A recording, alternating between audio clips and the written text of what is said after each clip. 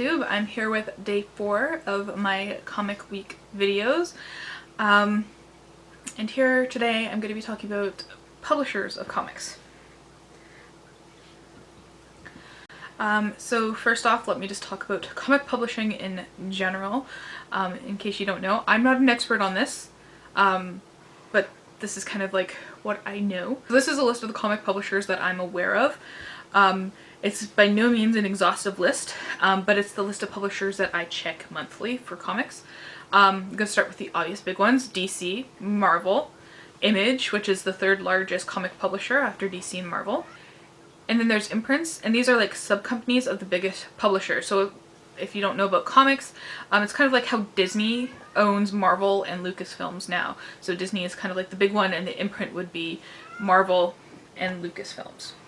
So Vertigo is another one I check. It's an imprint of DC. I also check Dark Horse, Atlas, and IDW, which are Marvel imprints. Boom Studios is actually owned by Disney. So it's kind of an imprint, I guess. And then I check the independent publishers. These are ones that are not owned by a big company. And ones that I frequent include Aftershock, Antarctic Press, Avatar, Aspen, Black Mask, Dynamite Entertainment, Lion Forge, Oni Press, Valiant, Vertigo, and Wildstorm. All in alphabetical order for you there. So my top 5 comic publishers that I trust to put out good comics in no particular order are Lion Forge, Aftershock, Vertigo, Black Mask, and Image. So let's talk more in depth about them. So Lion Forge, I trust this publisher to put out great standalone graphic memoirs with great art. I do find that I'm not drawn to their recurring comics, but when they do publish these standalones, I download them without question. Some great ones that they've put out have been Genderqueer by Maya Kobabe, Generations by Flavia Bondi, and The Collected Topi by Sergio Topi. Aftershock. I like Aftershock because of the authors that they publish. I love Warren Ellis. He's one of my favorite comic writers. Brian Azzarello, Mark Waid, and Garth Ennis, they all publish with Aftershock. And even when I don't recognize the author or artist, I know that they're good at picking authors to publish. Aftershock tends to publish more dark, kind of horror type comics. And 2 of my recent favorites from them have been A Walk Through Hell and Pestilence. I also like Vertigo. It's a more popular comic publisher.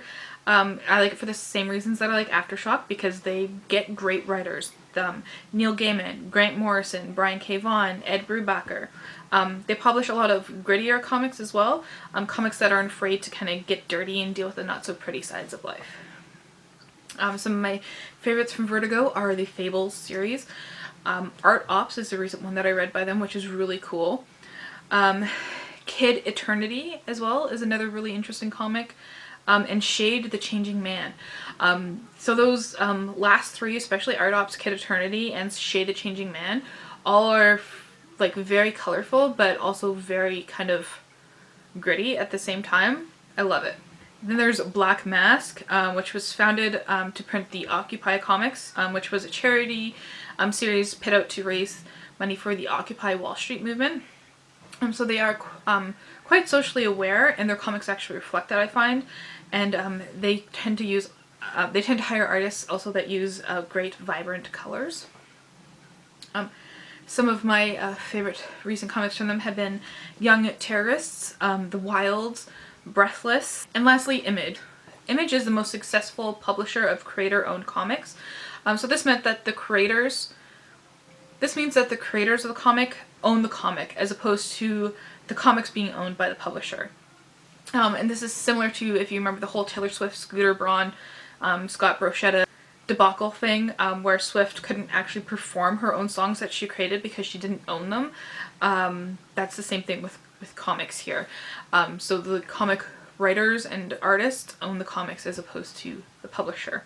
So they publish just about every genre, and they attract a wide variety of artists and authors. They attract a wide variety of artists and writers. I just know that when I get an Image comic, I'm getting some quality from them. Some comics I'd recommend from Image include Afar, Ice Cream Man is a favorite, so colorful and gross. I hate Fairyland and Seven to Eternity. So, do you actually pay attention to where your comics come from? Do you pay attention to the comic publishers aside from DC and Marvel? And if so, which publishers are you finding put out great comics? Let me know in the comments down below, and thank you for watching.